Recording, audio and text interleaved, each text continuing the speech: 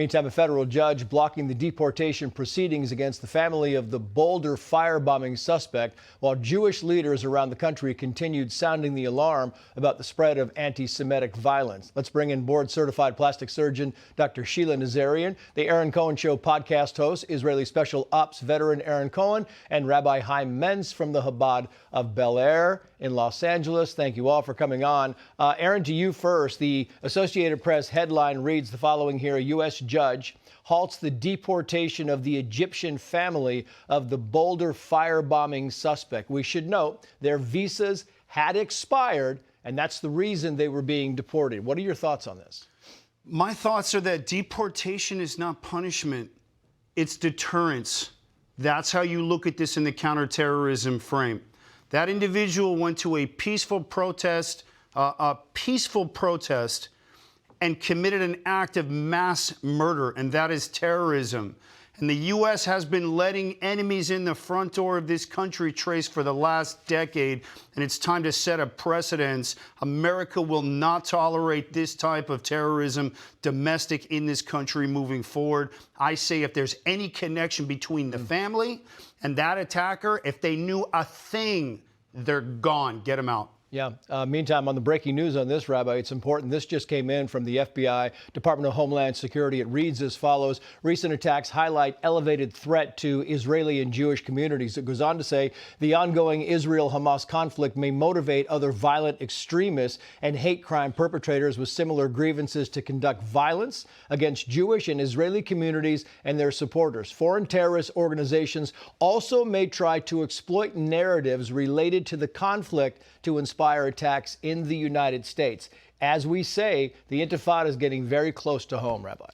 Very close to home, and they don't need an army. All they need is a cell of one. One person can go into any place they want. They can go and start throwing firebombs at humanity. They can be a person to go and shoot two people coming out of a museum. Mm-hmm. A cancer only needs one cell. That's all it is.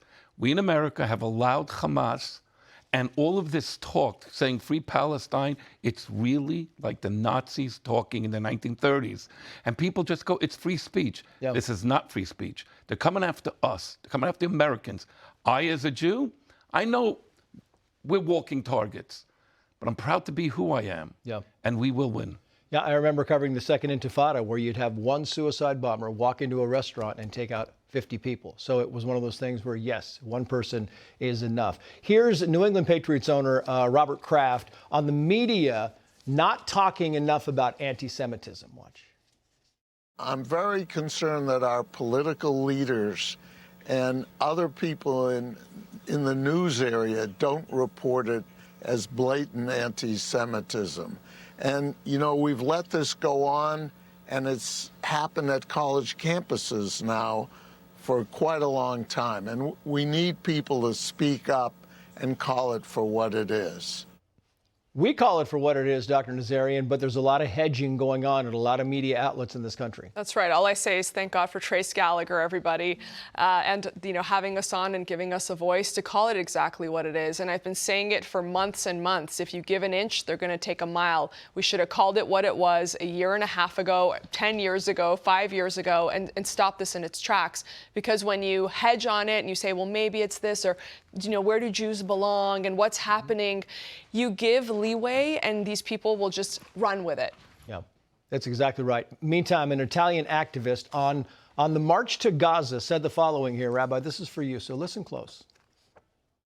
People ask us, why are you doing this suicide mission? My answer is this question, you should not ask us this question. You should turn to Israel and to its allies and ask them, why are you doing this? Why are you killing children? Why are you starving them? Why have you been ethnically cleansing Palestinians for 80 years? The misinformation these people get is mind-boggling. It is mind-boggling. But just like the Fatila, this is one person trying to get the world's attention because she is going to be stopped before she gets anywhere close to Israel or to Gaza. Mm-hmm. Now, Israel should say, let them go. Let them just go in. What do you care? Because if one does, then you're going to have thousands of groups trying to do this, and Israel's security cannot be given away. But look, the power of one. Yeah. Just like we said before, one person could go and blow up whatever it wants. One person could do this type of PR.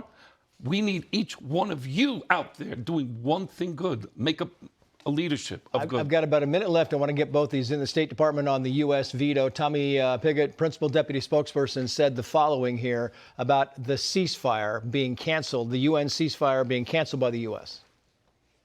The United States vetoed a counterproductive United Nations Security Council resolution that targeted Israel and failed to condemn Hamas. The resolution created a false equivalency between a sovereign nation and a terrorist group and would have undermined meaningful diplomatic efforts to reach a ceasefire.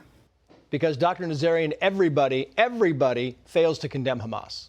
That's right. And I just want to say something about what Rabbi said. If people in Israel were actually trying to kill children, why do Hamas leaders surround themselves with kids, knowing that Israel will not strike them because they don't want to kill innocent children?